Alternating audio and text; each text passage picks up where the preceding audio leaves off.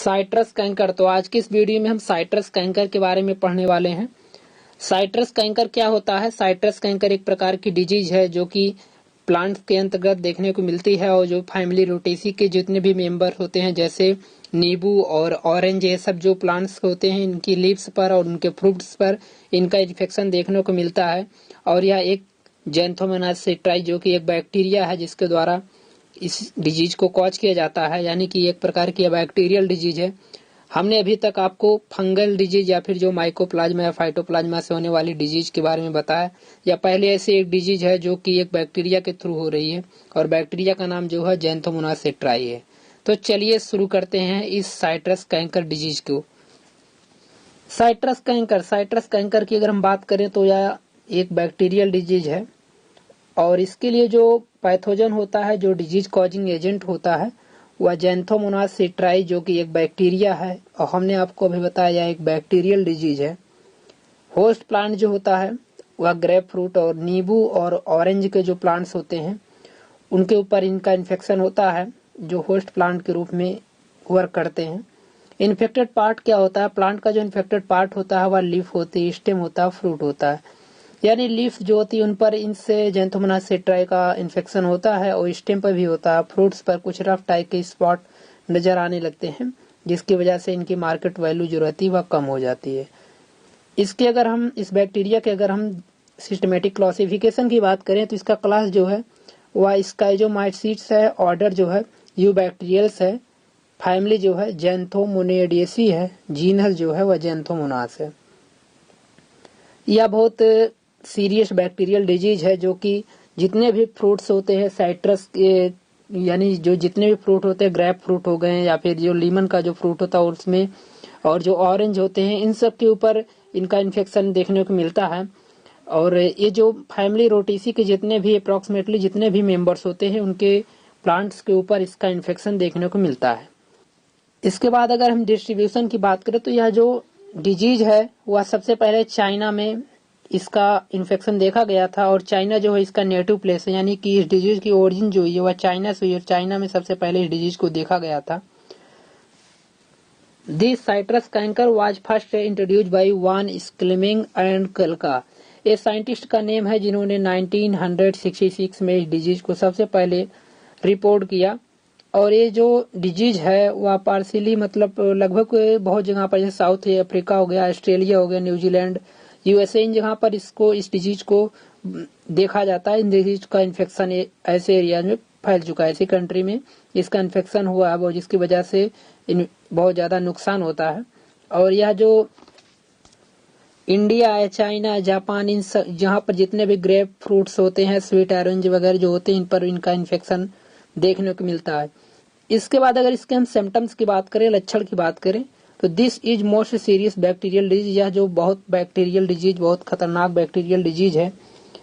यह बैक्टीरिया जो है वह जो प्लांट्स होते हैं उनकी लीव्स को और साथ ही साथ उनके फ्रूट्स को और स्टेम को, तीनों जगह पर यह इन्फेक्शन करता है जिसकी वजह से वहां पर स्पॉट आ जाते हैं। जो स्पॉट होते हैं वह रफ टाइप के होते हैं।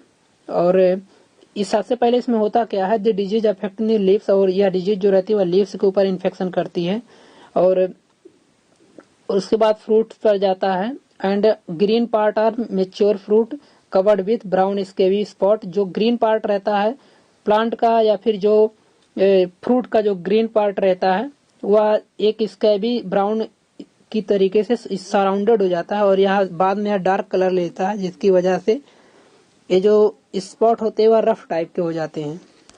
और जो स्पॉट होते हैं, स्पॉट जो होते हैं जो अगर वह रफ टाइप के होते हैं उसे हम कॉर्की बोलते हैं। और ये जब स्पॉट मैच्योर हो जाते हैं तो इसे बाद में इसे कैंकर बोला जाता है। इसी सिम्टम्स की वजह से इसका नाम साइट्रस कैंकर रखा गया है। और जब ये स्पॉट छोटे रहते हैं तो इनमें वाटर सॉक्ड स्पॉट पाए जाते हैं, यानी इसमें वाटर की क्वांटिटी पाई जाती है। बाद में येलोइश कलर के होते हैं और उसके बाद फिर ब्राउन कलर के होते हैं और मैच्योर होने के बाद ये ब्रस्ट कर जाते हैं, फट जाते हैं, जिसकी वजह से इसको स्पोर जो रहते हैं वे फैल जाते हैं।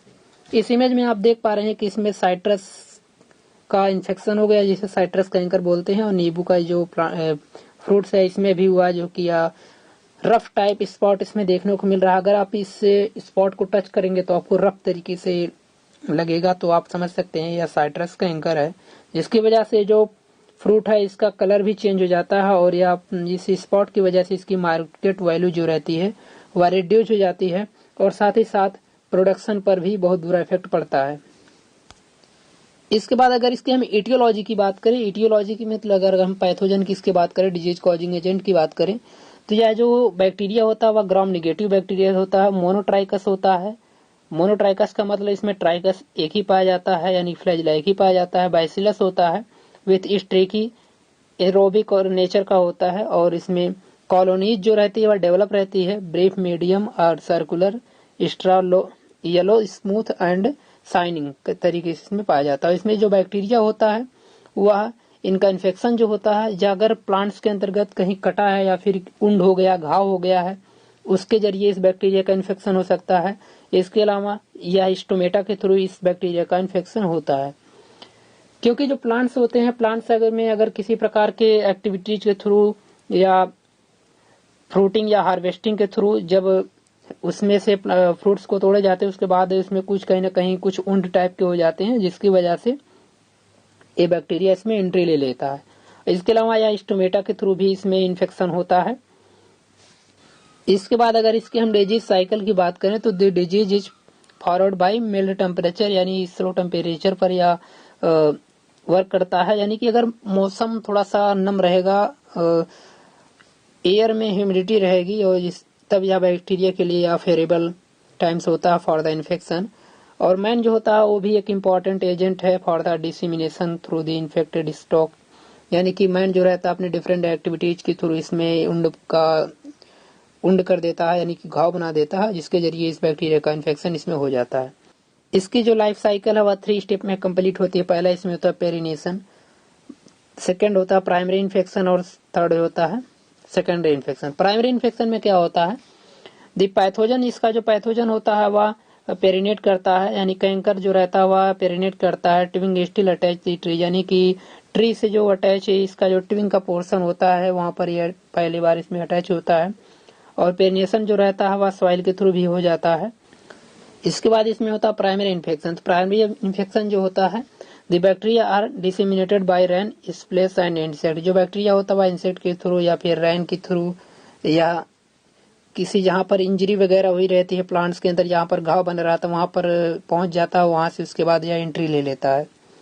The bacteria inter only through the injury, यानी कि जहाँ पर इंजरी, जहाँ पर उंड हुआ रहा, जहाँ भी प्लांट्स का कोई पार्ट कटा रहेगा, उनकी बार्क जो कहीं से भी कटी रहेगी, तो वहां से बैक्टीरिया का इन्फेक्शन होने का सबसे अच्छा कारक है, वहीं से बैक्टीरिया यह एंट्री ले लेता है।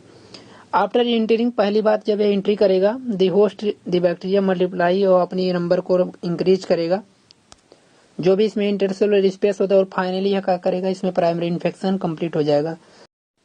इसके बाद इसमें है सेकेंडरी इन्फेक्शन। सेकेंडरी इन्फेक्शन कैसे होता है, several cycle of secondary infection during the same growing season, यानी कि जैसे इसमें प्राइमरी इन्फेक्शन होता है उसके बाद इसमें सेकेंडरी इन्फेक्शन हो जाता है। Have been reported occurring the favourable condition, जब इसमें फेवरेबल कंडीशन आता है तो इसके बाद इसमें सेकेंडरी इन्फेक्शन हो जाता है, बाद में इसमें सिम्टम्स नजर आने लगते हैं। इसके बाद इसमें कंट्रोल मेथड, यानी कि इस डिजीज को हम कैसे कंट्रोल कर सकते हैं। तो इस कंट्रोल मेथड में सबसे पहली बात तो इसमें क्या एरेडिकेशन कर देना चाहिए, जो भी इन्फेक्टेड प्लांट है उसको हमें डिस्ट्रॉय कर देना चाहिए, उस फील्ड से उसको हटाकर उसे डिस्ट्रॉय कर देना चाहिए। इसके अलावा हमें क्वारंटाइन मेथड को यूज करना चाहिए, यानी कि जो प्लांट्स है उसको जो अदर प्लांट की पॉपुलेशन है उसको वहां से उठाकर दूसरी जगह पर रख देना चाहिए, जिसकी वजह से जो डिजीज का इन्फेक्शन है वह उसे रोका जा सकता है। इसके अलावा कुछ जैसे फंजीसाइड जैसे बोर्डेक्स मिक्सचर और कुछ एंटीबायोटिक जो है इनको मिलाकर हमें इस पर स्प्रेइंग कर देना चाहिए, जैसे स्टेप्टोमाइसिन और स्टेप्टोसाइक्लिन, ये सब जो है इनको मिलाकर हमें प्रॉपर स्प्रेइंग कर देना चाहिए, जिसकी वजह से ये डिजीज जो है वह पूरी तरीके से स्टॉप हो सके। सबसे अच्छी बात इसमें रेजिस्टेंट वैरायटीज का यूज करना चाहिए। रेजिस्टेंट वैरायटी का मतलब जैसे कुछ वैरायटी जैसे काला मोदीन और कामक्वेट, ये जब कुछ रेजिस्टेंट वैरायटी इनका हमें यूज करना चाहिए। तो आज की इस वीडियो में हमने साइट्रस कैंकर के बारे में आपको डिटेल से बताया। अगर यह वीडियो जो आपको इन्फॉर्मेटिव लगी हो तो इसे लाइक करना ना भूलें और साथ ही साथ चैनल को सब्सक्राइब करें।